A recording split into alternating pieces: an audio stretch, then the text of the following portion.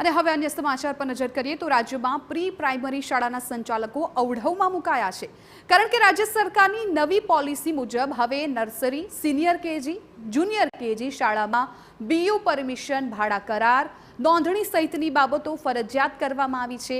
આ મુદ્દે શાળા સંચાલકોના વિરોધ બાદ રાજ્યના શિક્ષણ વિભાગ અને શિક્ષણ મંત્રી સાથે મળેલી બેઠકમાં સંચાલકોને નિયમો હળવા કરવા બાંહેધરી અપાઈ હતી।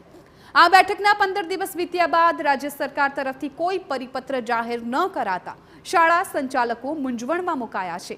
પ્રી પ્રાઇમરી શાળા સંચાલકો પાછલા કેટલાય સમયથી રાજ્યભરમાં વિરોધ નોંધાવી આંદોલન કરી રહ્યા હતા અને રજીસ્ટ્રેશન પણ કરાવતા ન હતા। હવે માત્ર 1 મહિનો જ રજીસ્ટ્રેશન માટે બચ્યો છે, ત્યારે સંચાલકો પરિપત્રની રાહ જોઈ રહ્યા છે અને સાથે જ રજીસ્ટ્રેશનની મુદત 1 વર્ષ લંબાવી આપવાની પણ માંગણી કરી રહ્યા છે। બીયુની વાત કરીએ, ટ્રસ્ટની વાત કરીએ, ઓછામાં ઓછું એમાં 2 થી 2.5 મહિના થવાનો ટાઈમ મિનિમમ લાગે છે। હવે 1 તારીખે બેઠક થઈ, 15 તારીખે હવે 15 ફેબ્રુઆરીએ અમારે સમાપ્ત થઈ જવાનું અને આજે 15 તારીખ થઈ ગઈ। 1 મહિનો શ્રેષ્ઠ રહ્યો છે। ગવર્મેન્ટે બેઠક પછી હજી સુધી કોઈ પરિપત્ર કર્યો નથી, તો ખૂબ ચિંતા થઈ ગઈ છે।